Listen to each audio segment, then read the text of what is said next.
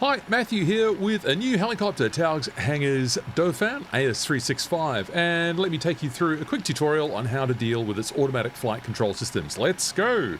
And if you get value out of this tutorial content, I'd love it if you could like this video or subscribe to this channel. Thank you. Here's the plan, pretty simple. We are at Avalon Airport to the southwest of Melbourne. We are going to fly across Port Phillip to this waypoint here, Cerberus. We are going to go to the next visual reporting point up here, Doncaster Shopping Town. North then to intercept with the ILS course for runway 26 at Essendon Airport. We have a light wind coming from the northwest in this flight. And that's going to allow me to demonstrate nearly every autopilot feature in the Dauphin. I'm not going to include the Dolphin, the HH-65, the US Coast Guard machine, in this video. I will have to save that for a separate video because it's a whole different kettle of fish inside. So if you follow the startup procedures, you will have all of the 2 lanes of the automatic flight control system turned on. That's down here. We can generally leave that alone now. And we've got 3 layers of assistance here. This switch here takes us back to the most basic one, SAS, Stability Augmentation System. It just damps out the movements in the cyclic so that you get smoother flight. I'm going to simplify this a little bit here. ASE, automatic stabilization equipment, that is what you need if you want to enable any autopilot functionality. What it does by itself is maintain one stored attitude for the helicopter. So we'll talk more about that when we get going.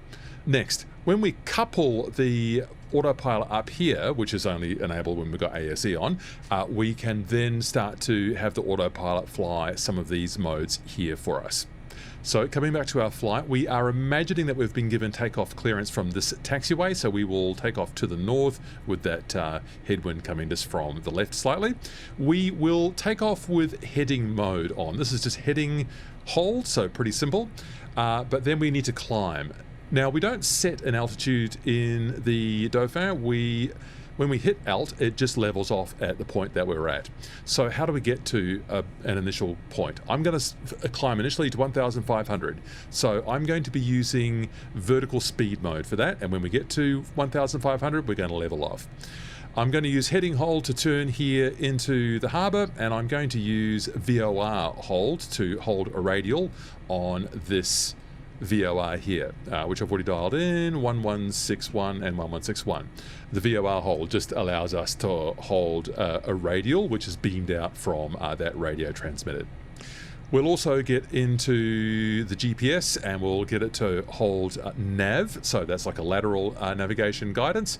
And once we get up here eventually to Essendon, we're going to be using the VL, the localizer, and the GS, the glide slope, to guide us in for a semi-automated landing. A very important thing to note in the Dauphin helicopter is that we don't have any collective coupling. We drive the collective ourselves. Alright, so bear that in mind. One crucially important control binding that you need to know, that is, I've done a search for it here with my helicopter controller on board. It is a specific control. It is called AS365 trim release. I'm going to do press and release, and this I have saved into a new config. Now in that I have, on one button, I have AS365 trim release that has got input repetition on. On that same button, when I release it, it sends another command, and that is AS365 trim release, release. No input repetition required for this one. Here's what they both look like. Press looks like input repetition on. Release looks like set control on release with no input repetition. You need to have that in the Dauphin. No option, you need to have that on. I guess maybe unless you're just using all assists switched on and you're flying behind the machine with an Xbox controller or something, in which case, no worries, you can ignore it. Next important controller that you will need, unassign cyclic trim, lateral and longitudinal, and instead put the ones on here that you see on the screen. So up is literally the up on your stick there, so don't get confused with reversing it for nose up and nose down. Just go up goes to up and down goes to down, and left and right, of course. And those ones you will want input repetition on for all of those. So quick check down here, ASE is engaged, perfect. We've got that VOR tuned in, I'll come back to that later. That's been picked up here at a range of 1.7 nautical miles, and it's pointing with that arrow there. Not a problem, I can leave that for now. So we have clearance to take off on this taxiway. Best to just get the heading bug aligned, and it just happens that it's completely due north, so heading bug is aligned. That is pointing at the top of the thing there. We can just twist that with our heading bug there, or I've got it bound on a hardware controller as well, so that was working nicely. And that's it. So what's going to happen is we're going to take off with this heading directly north, and I want to level off at 1,500 feet. So in order to get to 1,500, I think I'll climb at 1,000 feet per minute, and there's a bug there that I've just set to 1,000, so that's pointing at that. That looks fine. So nothing here on the autopilot will work unless coupling is on, and if you want it drawn for you on here, you can turn the flight director on and these needles will come on. We are rolling, and I'm going to hold down trim release, and I'm going to pull back on the stick and increase collective, doing both now, doing both until we leave contact with planet Earth. Fantastic. Heading north down the taxiway here, pulling more collective. I've still got plenty of spare power. Letting the nose come down now so that we gain more speed. And once I'm happy with the attitude, this is a spring-centered joystick. So we're climbing at 500 feet per minute now. Release the button and let the stick recenter, and 2 seconds later it kind of recalculates itself. We are still accelerating. We are going to couple, and we are going to go vertical speed on, and we are going to engage heading mode. There was a previous attempt that I did that I wasn't happy with, so those lights were on. I think that might be a bug, that those lights weren't cleared just now, so I clicked it twice to get rid of it. Okay, we are climbing at 1,000 feet per minute. We are at 100 knots. I'm going to raise the gear. We're at 1,000 feet already. Now, it will not level off by itself at 1,500. Instead, I'm just going to reduce the climb rate here and get it as close as possible to zero whilst we still just level off at 1,500.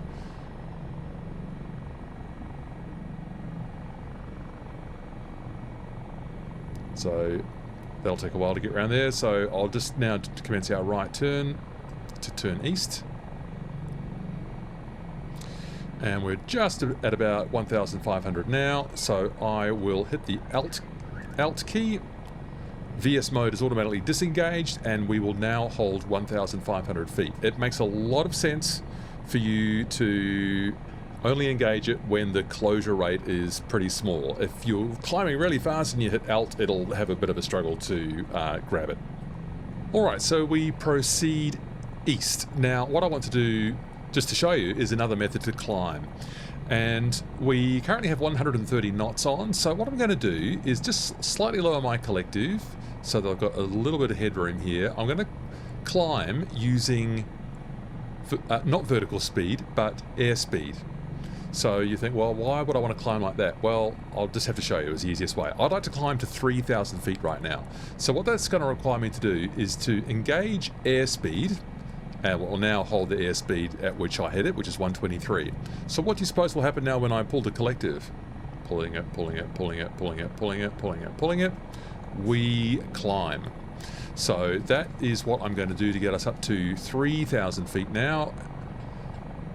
If I'd used vertical speed mode, which I could have done, I was perfectly entitled to also use vertical speed mode. It's just that the higher we climb, the more the speed will fall back because the engines perform less strongly the higher up we go. Okay, 2,800 now, lowering the collective just very slightly. Notice the vertical speed then reduces whilst it holds 123 knots. I'm going to get closer and closer to zero as we get close to 3,000 feet. It's pretty close now, so I'm going to hover over that Alt button. There's 3,000 now. Click Alt. A bit of repitching as the helicopter reorganizes itself. And we should now cruise at 3,000 feet. If in this cruise I want to increase the cruise speed, I just pull a bit more collective. It will hold the altitude, so it won't go up or down.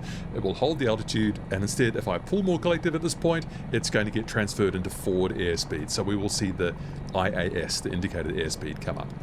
And we're proceeding nicely across Port Phillip here. What if I want to do a VOR hold? If you don't know what a VOR hold is, just skip forward a tiny amount here. So I've been instructed to hold the radial of 084 outbound from Avalon. 116 is already tuned in, and here on our selector down here we've got nav 2. We can't get nav 1 dialed in down here. That's just the way this thing works. So if I go VOR arm now, that's going to arm that and it will capture it when we close in. So if I just turn right a little bit here, you will see the course deviation indicator come in. So I'll just give it a small deflection here and that will capture shortly. And you can just start to see that CDI starting to move into the center now. There's the capture. We've captured that. The aircraft will now, looks like it's going to fly outward a little bit more to continue capturing that radial from the VOR transmitter. And once it has captured that and that is in the center, it will have already turned us back around to be on that 084 course. So what if we now actually want to get ourselves back on this FMS course that I programmed earlier? So what I would do then, if you're changing from VOR navigation to GPS navigation, I advise you to do this. Synchronize your heading first, so we'll just get that in there, that's pointing directly up. We'll go onto heading, which takes off the VOR, and then we'll just get the GPS organized. So direct to flight plan, Cerberus, activate. So that's programmed in here. So we'll just get that onto nav on that course selector there. It's just gone past there, so we'll hit nav now. What's going to happen, it might have missed it. That's understandable. So I will just bring the heading around over to here, and that'll give it a chance to capture that course, and that CDI will start coming back into the middle, and then, in fact, it looks like the nav has now captured it. So that's saying cap. We'll see, again, like before, the aircraft sorting itself out soon, and then we'll be on our GPS track. And this has gone over to the next leg now. It actually didn't quite get on to Cerberus, but I think it's going to sort itself out. So we've got 12.4 nautical miles to get up to Doncaster, and we can see that's reflected on here. Remembering, of course, that in this mode we want, of course, coupled on. The flight director, by the way, just gives you the indication with the needles there about which direction we're supposed to be going. With coupled on, though, less important. It's just a bit of a visual indicator about what the autopilot needs to do. So altitude is held at 3,000. That's stayed nice and stable for us. The speed is governed in this mode of flight by the position of our collective, so it's maintained about 140 knots just nicely. And then with nav up and nav on over here, we are following almost right, almost right, the GPS track. So what's going to happen next from Doncaster is we're going to go up to Mosvo so that we can intercept the ILS course for runway 26 at Essendon.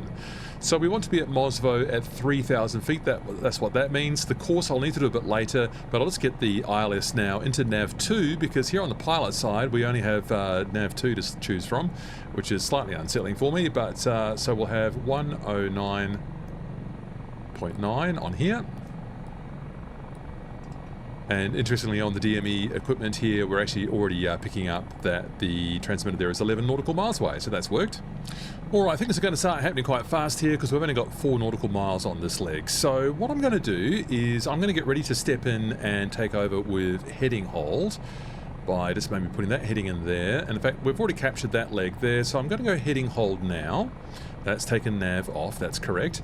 And I'm going to start switching some things around. This device here, we're going to change from GPS to VOR2, and I need to change that course to, what was it again, 256, that's what that said, the chart, 256 on the chart. So we'll just get this round here to 2. I've just noticed that sometimes it doesn't always agree, so the tooltip there says 256, but the instrument says 255, just a small bug that looks like it needs working out. We are closing on that leg now, and so we're going to be ready on VOR localizer to capture it, and we are going to be ready on the glide slope to capture the vertical path in. So it's quite a steep angle here. What I'm going to do is I'm going to try and help it out by bringing the heading around so it's a bit less of a steep angle, a bit more of a shallow angle. At this point, obviously, we're pretending that Essendon Tower has cleared us for the ILS runway 26 approach.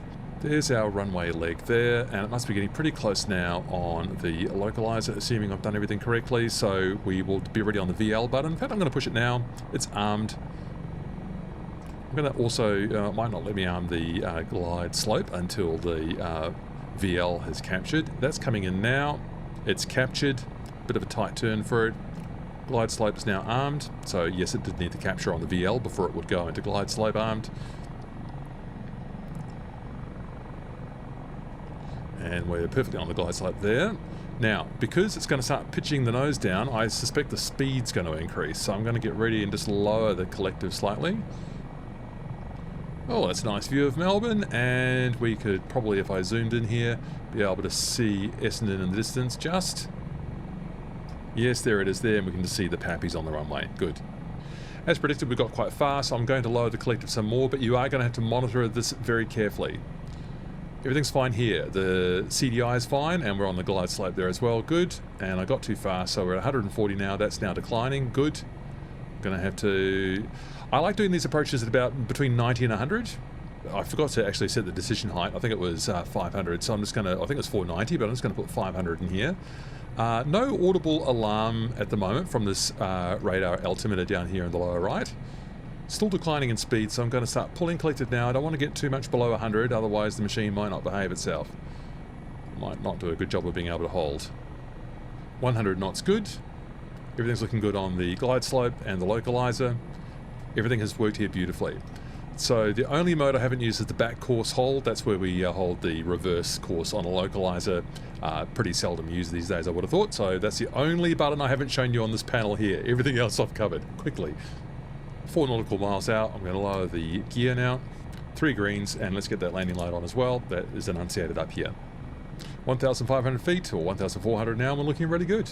Really good. Nice settled approach, and I've just managed to hold the speed just very slightly above 100 there. I'm pretty happy with that.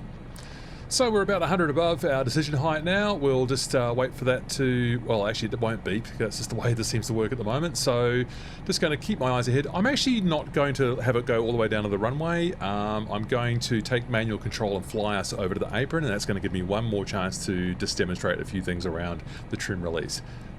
Yep, so we're at decision height, but there was just no audible beep. I'm just going to wait till we get a bit closer to the threshold. 100 knots, still looking really good. So what's going to happen is I'm going to uncouple, I'm going to take the flight director off as well, and then I'm going to have control with the stick. And that approach just worked perfectly. So uncouple, flight director off, trim release down, because what I want to do is come over this side of the airport. We'll fly over those buildings over there, and we'll just get straight to the apron.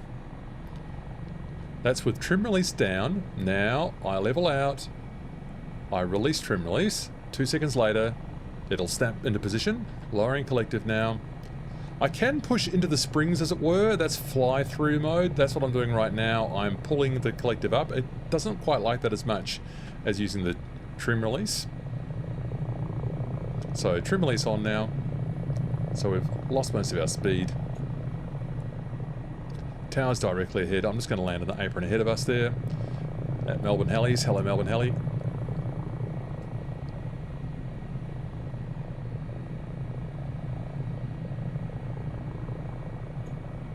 So I'm holding down trim release the entire time for this part of the manoeuvre. We've lost most of our speed now. Nose down just so that we don't lose all of it. Trim release is still down. You can see the little green light on just in the just below the annunciator panel there. And we are going straight into the apron. I'm actually being pretty happy with this. The parking brake is off, correct. And that's pretty good. We flew straight into the apron. I'm happy with that.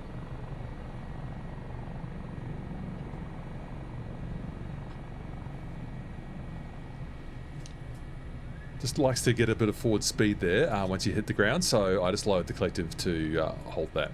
Landing lights off. So I was pretty happy with that. Straight down into the apron at Melbourne Heli, and a nice view back over to Melbourne City coming up on your left. So I showed you every single autopilot feature there except for the back course hold. I was very happy with the way the helicopter performed its ILS approach. I really hope this tutorial has been useful to you. I will have to do another one of these on the HH-65 Dolphin, which is a rather more complicated autopilot system than what we've just seen, although this video will serve as a foundation for that. There are other ways to support me and this heli simming community that we've built. You can look at that in the video description, or else you can just support me by subscribing and coming again for another video real soon. See ya!